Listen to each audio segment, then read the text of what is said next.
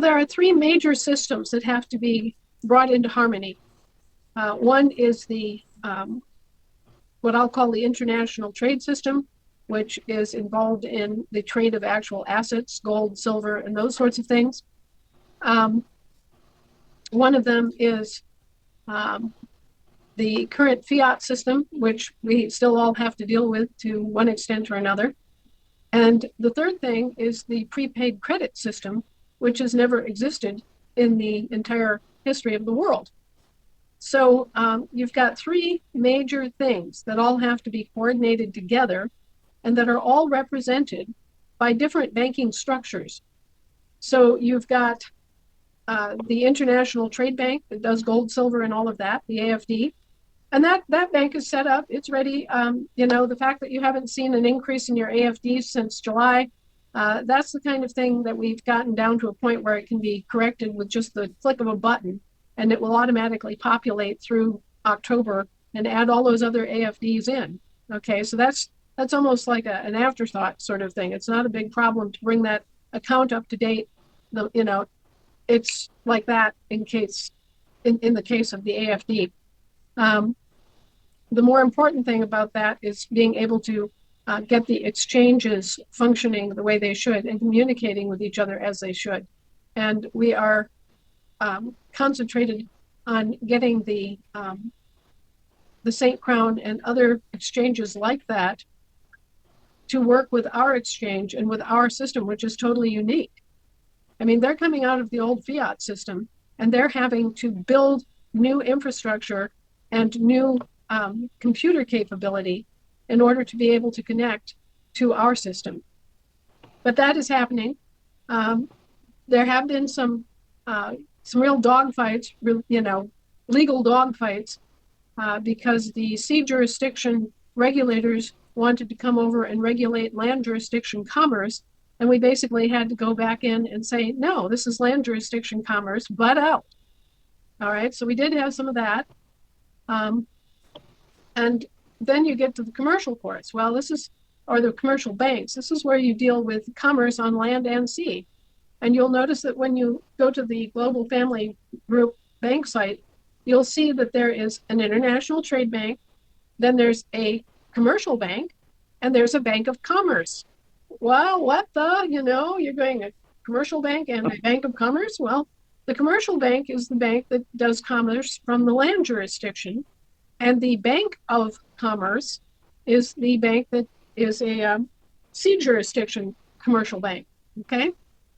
And then on top of that, you've got this wonderful thing that's never existed in the history of the world called a prosperity institution, a prosperity union. And this is the banking structure that is prepared to deal with prepaid credit. So you've basically got four different institutions that function as an international trade bank, as a land jurisdiction bank dealing in commerce, and you have a sea jurisdiction bank of commerce that will allow you to interface with euros and FRNs and USNs and anything like that. And then finally, you have your prepaid credit accounts. So you've got four different institutions. They all have to work together. They all have to be able to interface with each other, and they all have to be able to interface with the current banking system to the extent that the current banking system has international trade banks and has commercial banks of commerce. So you can begin to see the complexity of all of this. And, at the same time, huge, huge, huge strides have been made in the system that you can go online, go to the Global Family Group website for the banks, and start looking. We've got incredibly friendly user interfaces now that didn't exist. You've got 50 state account websites. So you'll be able to go to your own state website for services.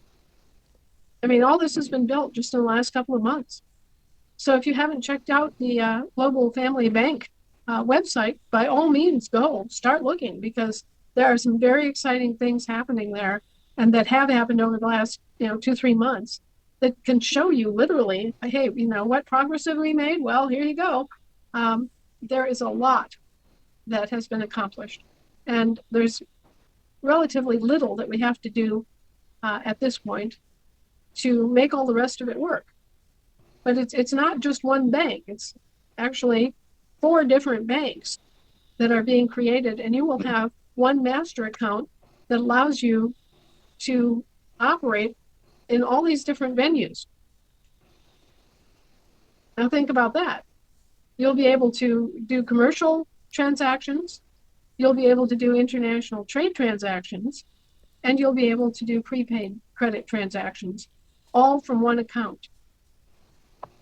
Sounds wonderful. And so I think that probably the last piece for our side will be, will they be How you getting doing? in touch with Pretty good, man. the I guess we put together a list from each of the 50 assemblies to contact and start doing training so that we can foster the questions that come from those that are going to be having accounts and using the accounts. We'll probably go to our assembly as tier 1 before they would escalate anything up to global. And I haven't heard anything, or we haven't seen anything on training yet. Is that coming around the corner? I really don't think there's going to be a lot of training needed. They've gotten these user interfaces down to such simple step by step. I think, sure, there'll be some questions and there'll be some odd things that happen that we have to troubleshoot. But I think it's going to be pretty much self-explanatory. Here's your gold, here's your silver, here's your prepaid credit.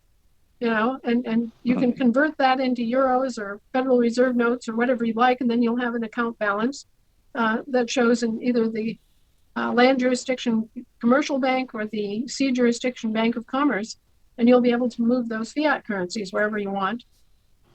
It's a pretty huge step up from typical online banking, but within the context of each bank, it's still very simple. It's still just money in, money out. Right. With a system you can trust. Right, as opposed to a system that's going to steal your deposits.